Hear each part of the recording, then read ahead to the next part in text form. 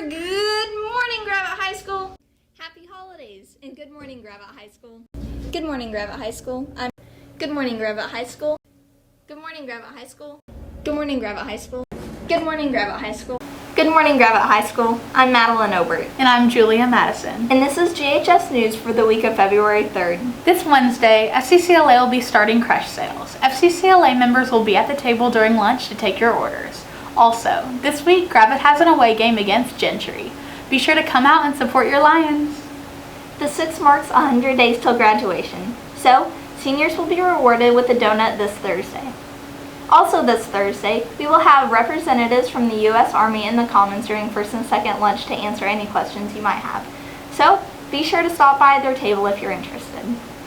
If you're like me, you like to stay up to date on all the new tech. And with the CES convention that just took place in Vegas, there's so much coming soon. Here's Leo to give you the scoop on all that's coming up for tech in 2020. What's up, you guys? I just got back from CES and bought a bunch of cool new gadgets, and as you can see, they're pretty fire. CES stands for Consumer Electronics Show and has been around since all the way back to 1967. CES is the world's gathering place for all those who thrive on the business of consumer technologies.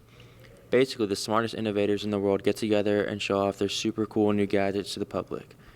CES presents anything and everything tech, ranging from new smartphones to super crazy futuristic self-driving vehicles.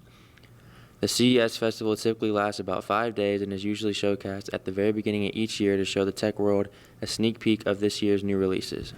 I would most definitely be interested in going to a festival about new technology. There's a lot of smart car stuff over there, phone, headphone, that type of thing. I would totally love to see flying Teslas that drive themselves to space. And who knows, maybe whatever you're watching this segment on was shown once at CES. Thank you, Leo. I'm sure you're all aware that Trump has been impeached, but you might be wondering what's supposed to happen next. Here's Emily with the first in the 2-part series surrounding everything you need to know about the impeachment process as well as the next steps for our president. Recently, impeachment has been one of the most controversial topics across the country. You've heard about it on social media, seen it on news headlines, and maybe even heard about it from the people talking about it around you. But you may be asking, what is impeachment, and how does it work in our legislative system? Impeachment in the United States is the process by which a legislator brings charges against a civil officer of government for crimes alleged to have been committed, analogous to the bringing of an indictment by a grand jury. Any law a president or any congressional candidate breaks can be used against them in the court of law. On December 18th of last year, the House of Representatives approved the articles of impeachment on charges of abuse of power and obstruction of Congress. Moving along with a very long process, last Wednesday the House voted on a resolution that will trigger the transmission of the articles of impeachment to the Senate. Now that it has moved to the Senate, the senators are expected to vote on it during the impeachment trial.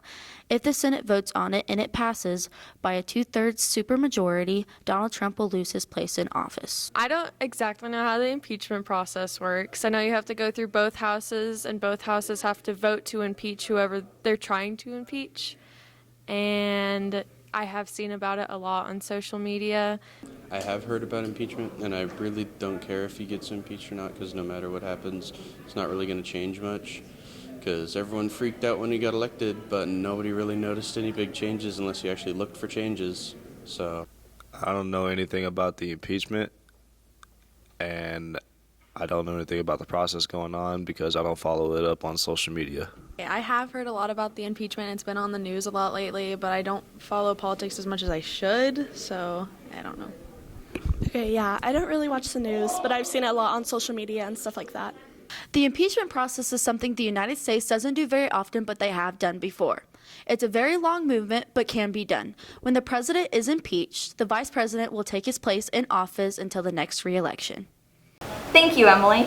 Finally, this week is school counseling week, so here's Adam with a special thank you to Miss Griffin and Miss Eves.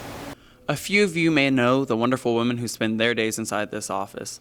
Well, this week is Counselor Appreciation Week, so I found a few people to help show how much we love our counselors, Mrs. Eve and Mrs. Griffin. Thank you, Miss Griffin. I really appreciate all you've done for me in school. Thank you, Miss Eves, for taking the time out of your day to help me. I just wanted to say thank you to Ms. Griffin because no matter what it was or anything it was school related or out of school related, she was always willing to just talk and help and be there for you, even if it was just talking about stress or schoolwork or even trying to plan for the future. But no matter what, she was always really there for me. Thank you, Miss Eves, for being really nice to all the freshmen and to have everyone be happy in the school. And just thank you for all that you do. I'd like to thank Miss Griffin for all that she's done for me. She used to be the U.S. history teacher, so I had her my sophomore year, and she was awesome. She was a great teacher, and then the past 2 years as a counselor, she's been amazing. I could always go to her office whenever she's in there, and I could talk to her about anything. She would always listen and help me as best as she could. So I just love her, and I really appreciate her. Thank you, Miss Griffin, for letting me come in there and complain about my life to you. Thank you, Miss Eves. One day I was crying and you helped me when I was really sad when no one else was there to talk to me, so thank you. Thank you, Miss Eves, for being there to talk to us students. I've never really talked to you, but I see you in the hallways and you're always smiling and like waving at people, and it's really sweet. Thank you. Thank you, Miss Griffin, for always being there and letting us complain to you. Thank you. And once more, thank you from me for being there to help me. Thank you guys so much for all you do. Thank you, Adam. And for GHS News, it's good night from me. And it's good night from her.